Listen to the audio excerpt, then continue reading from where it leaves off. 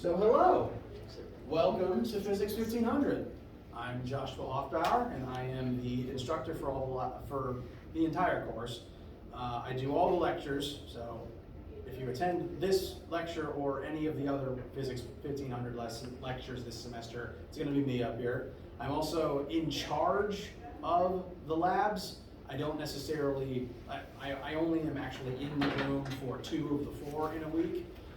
But I am still the one that is creating all of the activities and content for the labs. So it's all still my material, but for the Monday and Tuesday lab time slots, Dr. Edwards is the proctor that is in the room for those days. But even on those days, I'm still the one creating the material. So I'm the guy you're dealing with. And it's nice to meet you all. So, before we get started, quick questions for you guys. One, is anyone in this room planning on majoring in physics or the dual degree program? Okay.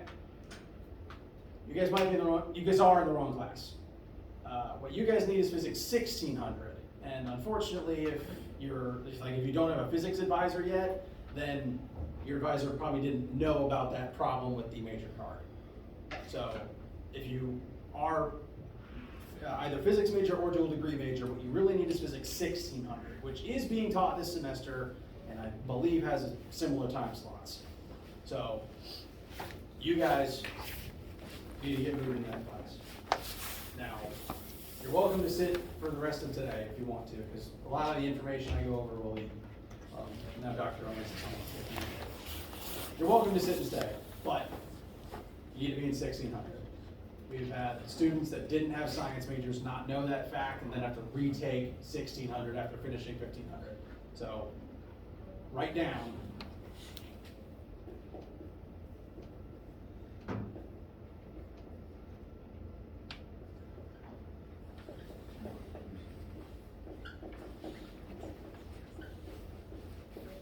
you get to 1600.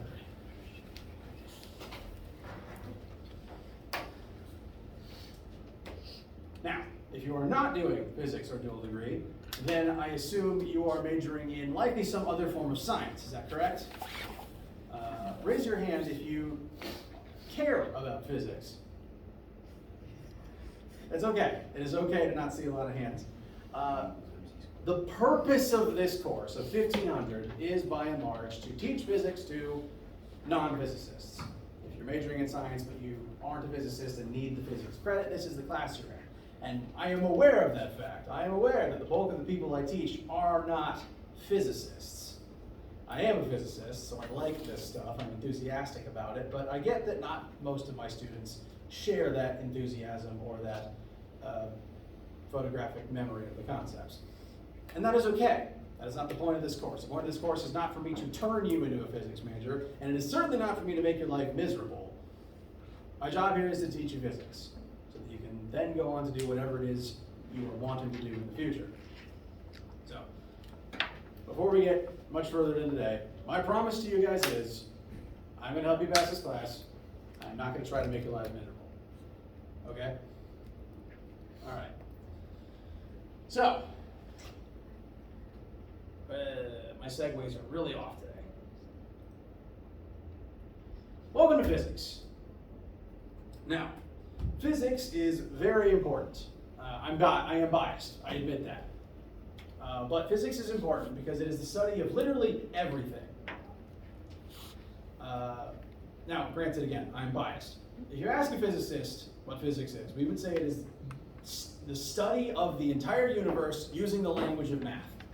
And that other scientific disciplines focus on particular parts of the universe. The way that I tend to think about it is, math is the most pure logical, kind of divorced from reality at times. It's just pure calculation. And physics then uses math to explain the universe. Chemists use physics to describe specific reactions, specific parts of reality. Biologists use chemistry applied to describe organic processes. And then sociologists and psychologists use applied biology to look at specific things. And you go further down this chart of objectivity, subjectivity, and you eventually end up in art. Physics, we're going to study everything. in here, at least to some degree, or at least study the broad principles that affect what we think of as everything. And for that reason, physics is hard. It's a difficult thing. We're literally trying to look at the universe and make sense of it using algebra and trigonometry.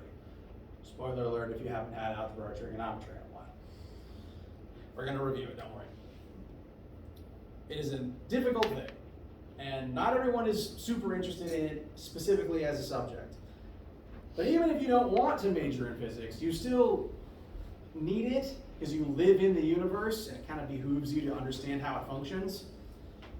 But even if you've never taken physics before, you've still been doing physics your whole life because you've been studying the universe your whole life. You've been in it, you've been making observations, you've been using those observations to help you exist. For example, I assume most of you opened at least one door today. What is that? Most of you opened at least one door today, right? Every single time you approach a door, you subconsciously probably think to yourself, where do I want to apply force to this door in order to open it? Handle is a good first guess. Let's say that the handle's busted. Where on the door's surface do you apply force?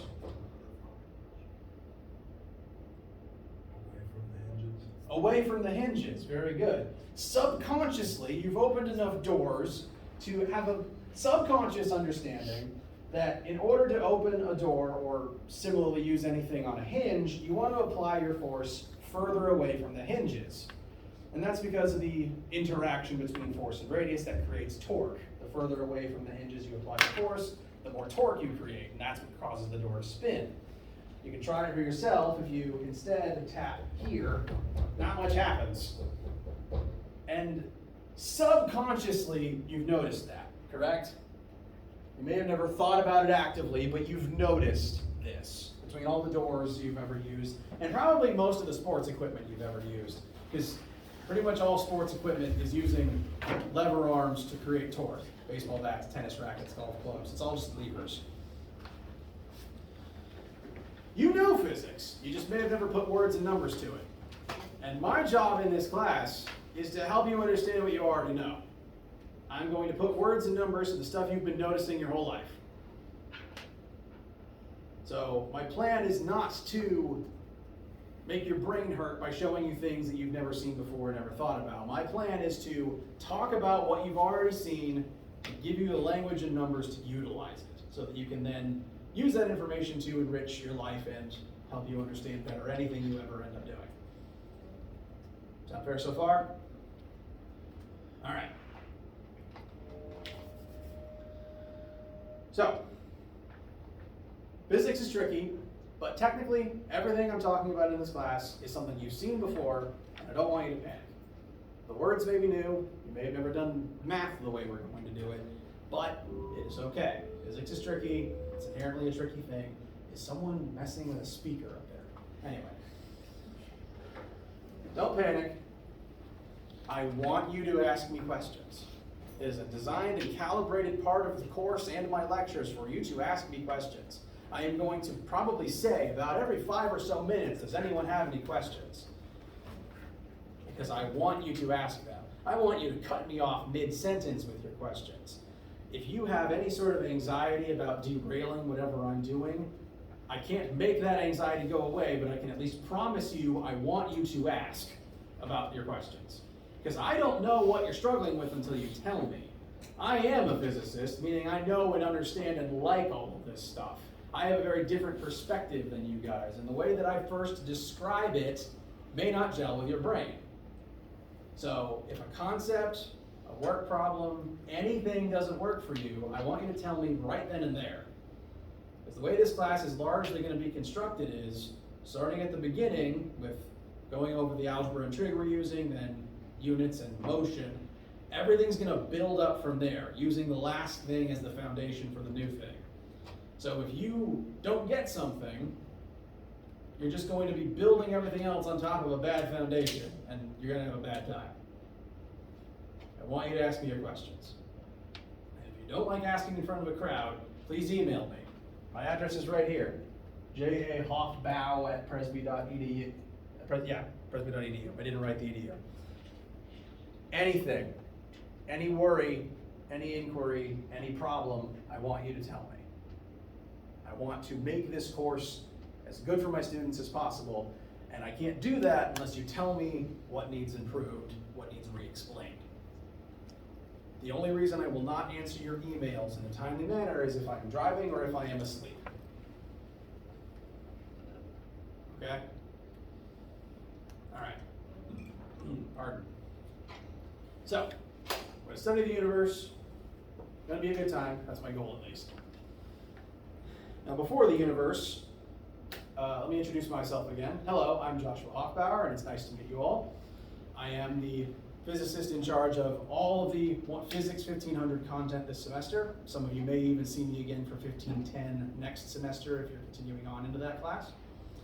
I'm actually a PC alum. I graduated from here with a physics degree in 2014, and in 2019 I came back to teach it, and I do honestly very much enjoy being here. The school is a comfortable place for me. For that reason, I hope, I have a slightly better understanding of what it's like to be a PC student in comparison to maybe some of your other teachers. I want the experience at this school to be good, which again is more reasons that I want your feedback. I want to know what sorts of problems you're having, even if it's not necessarily related to this class. I may have graduated a decade ago, but I still want things to be good for current students. I went to the mountains for my master's. Now I am back teaching physics to all of you wonderful people. And I'm a big old goofball, big old nerd, as you can probably guess by someone who voluntarily chose to study physics for a living. Because I'm a big old nerd and goofball, I want you to ask any silly questions that pop into your head. Every semester, I usually get one or two questions about, say, how the Flash's powers work, how Superman's powers work, how lightsabers work, how faster than light travel may or may not work, how time travel may or may not work, and what a black hole is. I love these questions. I want you to ask me those too. It is my favorite part of this job, just going on tangents about how all these things work. And I will somehow tie it into whatever we're talking about. I will find a way. Please, ask me that kind of stuff. Any questions?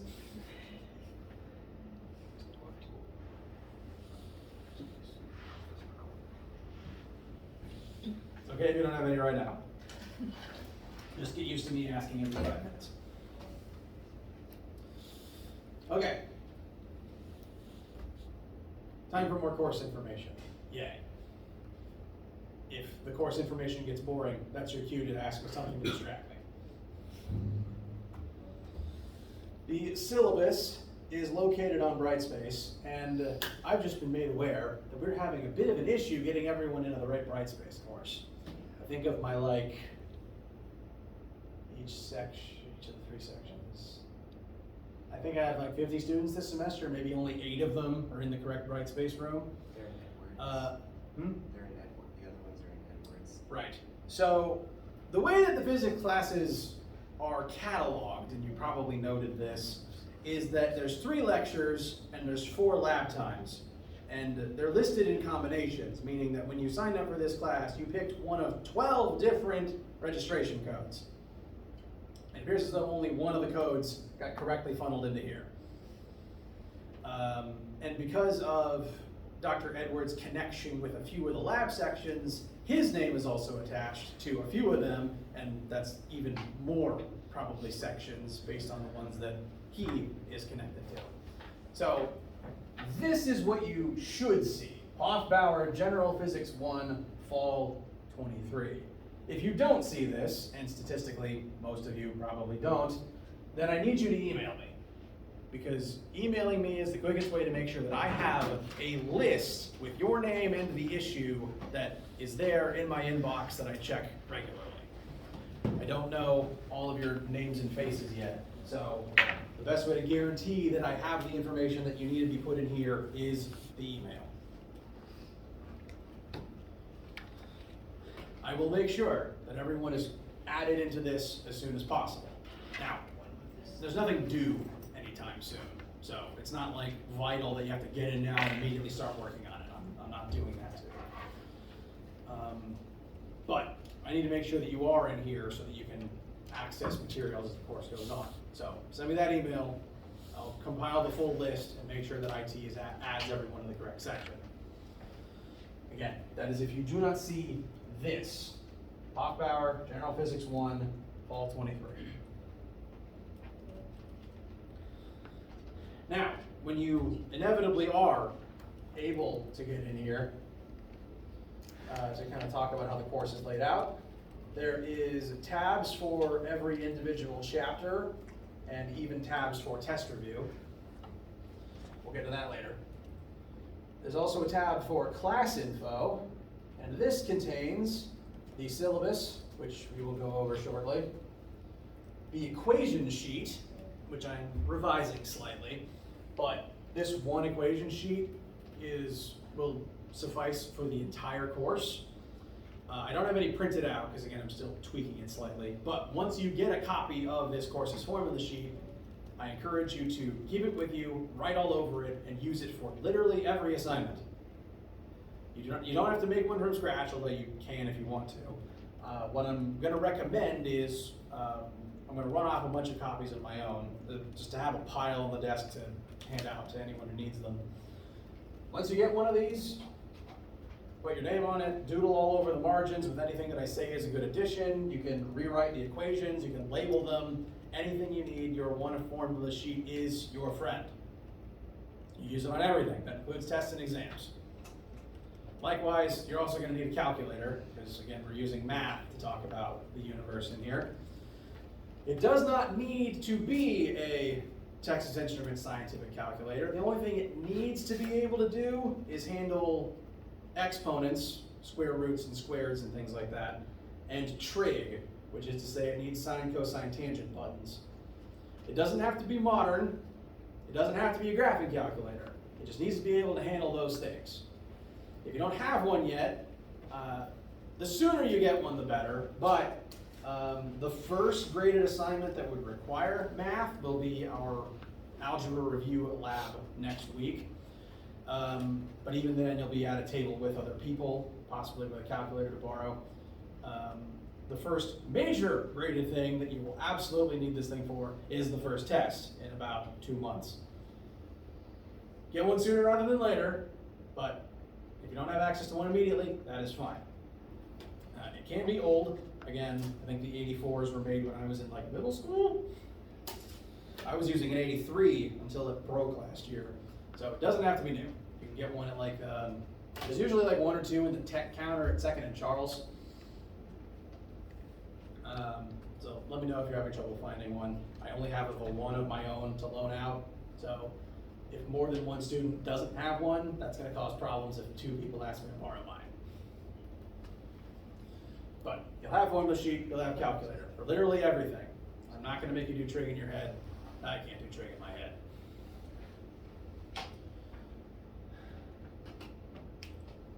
Questions so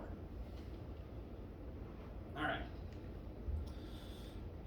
Syllabus is, as always, a very fun document to have to stare at. First page contains a lot of fun technical information, my name, email address. My current office number is 103B, but I'm actually in the process of moving to 109F, which hopefully will be easier to find. 103B is squirreled away in a side room. 109F is like the first one on the end of the hall there. So I'll hopefully be easier to find once I make that move.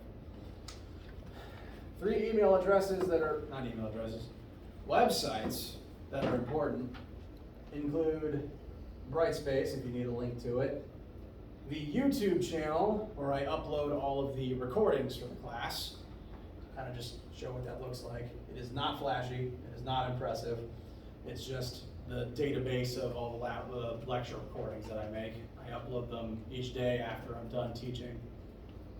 So if you ever miss anything, come here, you can watch whatever happened that day. Springing off from that, I'll point out, I don't have an attendance policy. You are allowed to miss class at any time for any reason. You're adults, you have things going on, it's fine. You don't even need to explain it to me necessarily. Like, if you wake up and are rushing here and are 5 minutes late, I don't need an email explaining it. It's honestly fine. The only things you should really worry about missing are assignments, namely labs and tests. If you've got sports, if you're out for medical reasons and you miss one of those, then I want to make sure, then you should email me about it ahead of time if you know about it ahead of time, so we can work out when you'll do them instead. But normal class, it's absolutely fine to miss. You can just watch things here, you can talk to your classmates, there is no issue. No docked points, no number of excuses or anything. It's all good. The other email, I keep saying email address. The other website here that's important is webassign.net. This is where we're going to do all of our homework and quizzes. This is what we're using in lieu of an official textbook. You do not have to buy a textbook for this course. I hope that that was obvious enough in the written description on the textbook site. What we're going to do instead is this website has homework services where you can freely open up an assignment at any time and work on it an infinite number of times until you are satisfied with it and get everything right. It offers immediate grading, so you look at your question, you give it a shot, and if you're wrong, it tells you, and then you just fix your answer, and then you get your credit and you move on. So immediate feedback, and if you're really stuck on something, questions will give you links to pages from the book that this is based on. So this is not only homework, but it's also basically a textbook. And since it does have a fee, this is why I'm not requiring a normal book. The idea is, instead of paying for a book, you pay for this. And this also handles all the homework grading immediately for us. So you get your immediate feedback, and I don't have 50 assignments to grade every week. So getting access to this WebAssign service is one of the things we'll be working on in the coming days. It's not urgent that you access it immediately though, because none of the assignments that are listed there are due immediately. We haven't even learned anything yet, so I'm not going to assign you anything yet. But to go ahead and look at the assignment list, they're all here. I've already posted all of them. I tweak them a little bit sometimes as the semester goes on. And they're all due on reading day in December. So one, there's nothing here due soon. You can take a minute getting access. And I'll go through more of that process on Friday. And two, you can just work on these freely at any time. They're not due week by week. I found that just causes more problems than it solves. The idea is you just work on them at your own pace. With friends, you're allowed to work together on homework and stuff. I encourage it, in fact. And you just pick it up, put it down, come back to it whenever you have the time and brain space for it. It's just free, low effort, low cost practice. You just keep working on it till it makes sense. The only difference between homeworks and quizzes is the homeworks are about 10 questions, immediate infinite retries. The quizzes are coded slightly differently. They're about 1 or 2 questions, and the idea is you take about 10 minutes, you try to do it, the whole thing in one sitting, and then once you are done with the whole thing, it tells you how you did. And if you want to retry it, it scrambles all the numbers and you do the whole thing again, start to finish. It's the same question, it just scrambles the numbers. So, same principle, but just, can you do these calculations quickly in like a pseudo test-like environment? So that's the only difference between homework and quiz. But you can try them both infinitely. And they're not officially due until the end of the term. I do factor in some of them into your midterm score, so if you don't do any of them until December, then your grade will be a little bit lower until then. But December is when they're due by. I recommend doing them as the course goes on though, because it's practice for upcoming tests. Again, we'll make sure everyone gets access to this in the coming days. Not urgent, not urgent.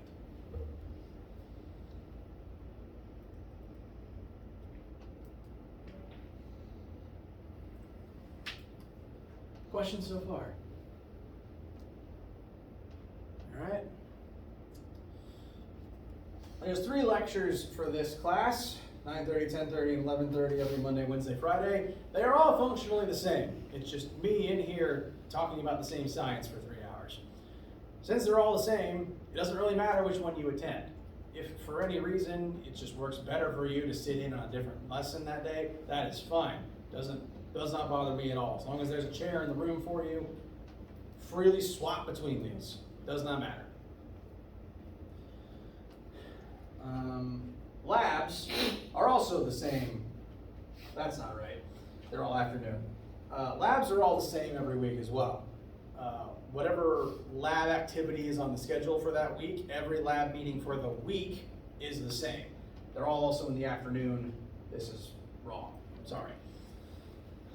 But they're all identical, meaning that within the week, if you say normally are in the Monday section, but you're sick, you got sports, it's fine.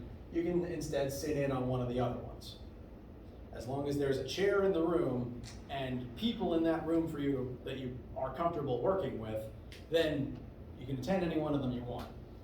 Now, there's fewer chairs in the lab room than there is in here, and for that reason, I do need to monitor not attendance, but like the number of people in the room a little more closely. There's just literally only so many stools. So if you do need to attend a different one, I just like an email about it, just so that I can make sure that the count of people matches the count of stools. But lectures, if you're missing a day, you don't really need to notify me. It's honestly fine. Labs, just let me know if you need to swap. The Monday and Tuesday labs are done by Dr. Edwards, and I do the Wednesday, Friday ones. Again, it's the same activity all the times. It's just who's in the room. And I'm still the one writing all of them and setting all the grade policies. 10-point grade scale. As long as you have a 70, you have a C. I do pluses, but I don't do minuses. So if you're sitting at a 67 and I can't round it up to, if you're sitting at a 77 and I can't round it up to 80, you get a C plus. But I don't do minuses. So the 70 is a C, 77 is a C plus, 80 is a B. And these are the assignment categories and how they are all weighted.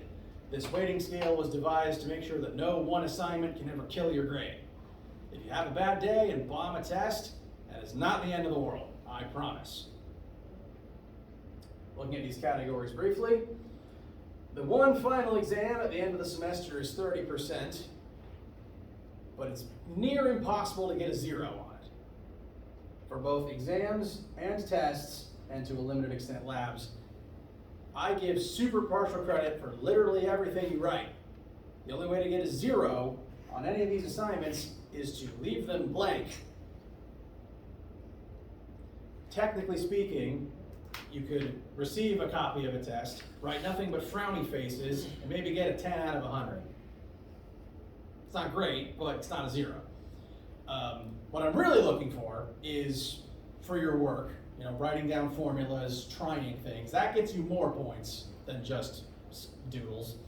But again, the only way to get 0 points on any question is to leave it blank. As long as you write something, you're getting some amount of points. For that reason, again, it's near impossible to get a 0 on one of my tests or my exams. It's part of the weighting system. As long as you give everything an honest shot, you could not understand anything and still get like a 40 or a 50 on my final. Which again, the weighting means that you can still get a B in the class if that ended up happening. Tests, there's 2 tests during the semester. Combined, they make up 38%. That means each single test is 19%. Again, if you bomb one of them, you can still get a B. But again, the only way to really bomb it is to leave it blank. As long as you're giving it a shot, you'll be fine.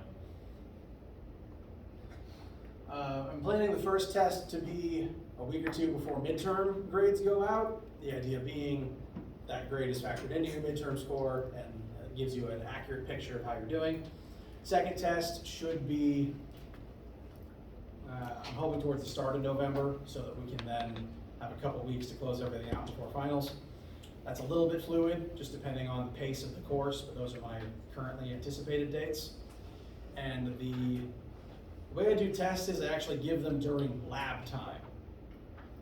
Any given week, if we don't have a normal lab, I will tell you. For example, no lab this week, none at all. You do not have to show up to lab time this week because Monday and Tuesday didn't exist. We'll start doing those meetings next week. Any given week, I will point out if there isn't going to be a lab. Normally, if one of the days where lab meets gets canceled because of like a holiday or something, I can it for the whole week because the way I do the labs, there's no point letting like one section get ahead of the others. The whole point is that it's the same one all week. So I cancel labs for holidays and I cancel labs for tests. Because I like giving labs during tests so that you have 3 hours to take the 1 hour test instead of rushing in here after your morning class, taking an hour-long test in 50 minutes and then zooming out of here somewhere else. So instead of that, you come in during lab time and take the 1 hour test in a 3 hour block so that you can, honestly, you can take the full 3 hours. It doesn't matter to me, honestly. I find that allows people to better relax and actually do their best work. And that way, academic accommodations like time and a half don't cut into the rest of your day. Tests, again, only way to get a 0 is to leave everything blank. Partial credit for everything. We'll make sure to dive into that as we approach our first test. Homeworks and quizzes are on WebAssign. They are very low stakes practice. Technically speaking, you can do none of them and still get a B in the course because cumulatively they're only 15% of the class. They're graded to get you to do them, but passing them is not important. Like, there's going to be about 10 homework assignments. That means that each homework assignment is 1% of your grade. So missing one question on one assignment that maybe you just can't wrap your head around it, that's 0.1% of your grade. It is okay to not get things. It's okay to make mistakes. Homeworks and quizzes are only graded to encourage you to do them. They are not going to kill your grade. They are just low stakes practice. Labs also pretty low stakes. There's going to be 10 of them throughout the semester. The way they'll work is you'll show up at whatever lab time you're attending that week. You'll work with your lab mates on the laid out activity. And you don't have to bring or prep anything ahead of time. There's no out of class reports or anything like that. You show up, do the self-contained thing on a self-contained activity lab write-up, and once it's done, you hand it in, you leave. Additionally, I've also adopted a new method of lab grading where as long as you are following instructions, showing me your work as you go, and making corrections and listening to my explanations of the corrections, by the end of lab, you hand it to me, I immediately thumb over it, and if everything looks good, you get a check plus and move on. That way you have your immediate feedback, and I don't have a pile of labs waiting for me to grade. So, your lab grade will also be just fine, as long as you show up, work with your team, and listen to me and do what I say. Now, if you miss a lab, you do have to make one up, because missing a lab just is a 0 for it. Again, the only things to really worry about missing if you're out for any reason are labs and test exams. So if you need to reschedule a lab, please let me know. Send me an email. As a general rule, if you have any issues, it's a good idea to email them to me, even if we talked about it in person, just to make sure that I remember it and have the written record. Curse of being an absent-minded physicist. But I will happily, it's early in summer just ended, so I lose my words sometimes. I encourage you to ask me about anything that you're having trouble with in person, but sometimes they may ask you to email me about it anyway, so the written record exists so that I don't forget.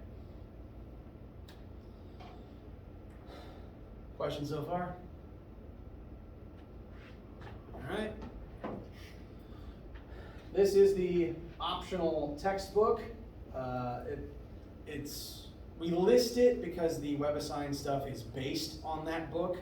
So if you wanted reference material, this is the book that all the questions came from, and the book the course is based on in terms of like chapter numbering. Again, totally optional. Some people pick it up because they want reference material. Some people pick it up because it comes, some copies of the book come with WebAssign access. I don't usually recommend buying textbooks new, but if you do get a new copy of the book, well, actually it's an old edition, so there may not be new ones.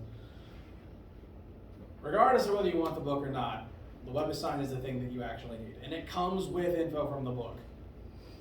It is both homework and reference. So, physical book, totally optional. This is the thing you need. I'll make sure everyone gets access to it later this week. This is a list of concepts that we're going to be covering this semester. I'd say the overall theme for the stuff that we're studying is going to be physical mechanics for the most part. 1500 is mostly about looking at motion and forces and all of the physical things related to them. Kind of thumbing over the list here, we've got vectors and scalars, 1D and 2D motion, Newton's laws and the applications thereof, different forces, how forces do work, momentum, gravitation, torque, and towards the end we start talking about physical mechanical waves like sound. All physical stuff based on normal physical mechanical interactions. If you stay on for Physics 1510, that class starts getting into more of the less tangible esoteric stuff like heat, electricity, and light waves. So stay tuned for that if you plan on taking 1510. Regardless, our main focus for this semester is going to be the physical world around us and the forces that literally cause it to move. How do you guys feel? All right. I think that's about everything. Talked about all the grade categories. The syllabus does have instructions and the code needed to access WebAssign for the semester. Link to the website, steps on what things to click and where to enter this code. Since most people don't have Brightspace access yet, I've written those two things down here for you if you want to copy them down. Gaining access to WebAssign is not urgent, because again, nothing's due anytime soon. But as we start doing math, starting Friday, and then really focusing on, that'll become our main focus next week, is math and introductory concepts. The further along we get into that, the more you'll want access to it so that you can work on the homework week by week as we go. We're going to cover about one chapter a week, and my usual recommendation is to follow along with the homework and quiz during that week as we're doing the stuff. And then when we approach a test, I'll usually take the week prior to review things and open up the floor to questions that you may have related to all the homeworks from the week prior. So usually as we approach test 1, which will be on chapters 1 through 4, I will take time to encourage you to do and ask questions about the homework from chapters 1 through 4. It's not mandatory that you do them before then, but it is recommended. Especially because that part will affect your midterms. So instructions are here. Whenever you can access Brightspace, you can follow along with them, but it'll also show step by step on Friday as well. And more miscellaneous useful information. Once again, reminders that there's no attendance policy. I give partial credit for everything, where to find my office, asking questions, a lot of reminders about asking questions, and more miscellaneous, very useful school information for the last page. Jumping off from this last page, if you have academic accommodations for any reason, I will make sure you have what you need, but I will occasionally need you to remind me about them. Like if you say need a dedicated room for your tests, so you just, I will make sure you have that. There are rooms in the building. But I would appreciate the email, like with the paper copy of the document from the school, so that I have the exact list of everyone who needs those, so I can sort out how many rooms I need, just as an example. Anything you need, I will make sure you get it. Just make sure I know about it. How you guys feel? All right. My main plan for the coming days and week is Friday, we will, look over, we got some time. In the coming days, Friday, we'll look over getting into WebAssign, going over the details for that. Start going over introductory information, including more about physics as a whole, scientific method, algebra review, trig review. And unit conversions. It's the main stuff we're going to be starting on. Again, no lab this week. Next week, though, we will start meeting for labs. We're starting off slow, though, with literally an algebra practice lab, because I find that, student to student, your relationship with algebra and trig varies, and that's fine. But I find that it's just better off to make sure everyone dusts off those cobwebs at the start, rather than find out your algebra history later on in the course. So, the only assignments you should think about right now are emailing me to make sure you get access to Brightspace and working on WebAssign access. It does come with a fee, which I don't like, but it's basically instead of a textbook fee. So, but you've got time to work all that out. Yes? Do you have office hours assigned, or if we need help, just email you? Yes, I do. Let me think. Sorry, I'm just trying to remember my entire schedule for the semester. I do have office hours. The bulk of my availability is going to be on Monday, from 12:30 till the end of business. But additionally, again, I answer questions anytime via email. So if I'm not having in-person office hours any given day, I'm pretty much guaranteed to be having virtual office hours. Sorry. I will also get that printed out and put on my door. Just remember that my door is moving. Yes? What is the fee for WebAssign? Do you know? I don't, but only because they keep changing it on me.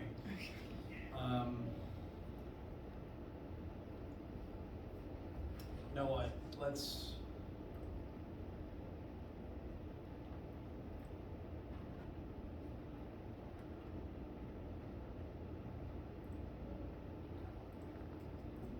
Oh, that's why.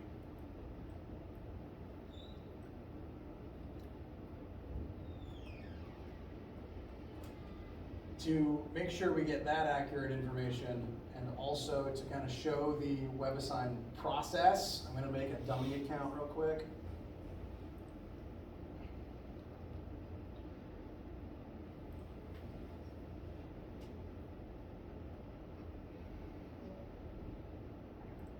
They keep changing the home page.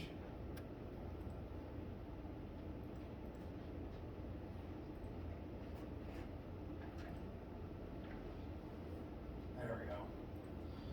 Enter class key.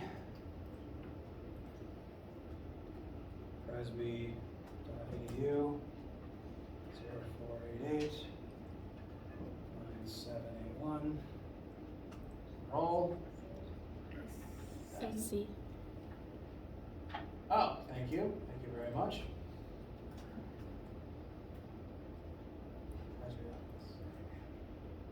Okay, you're gonna put that code. You will see this. This is the cover of the textbook that the course is based on.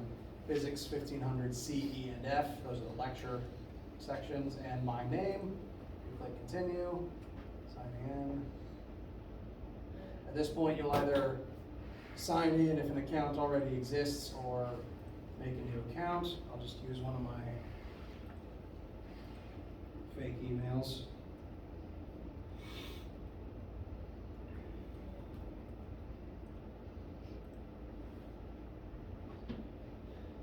Make your account.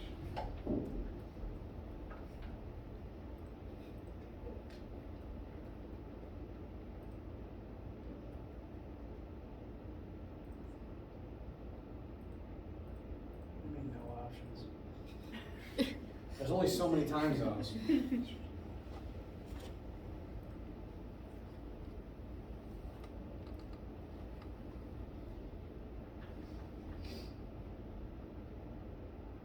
Nuts. I need my phone.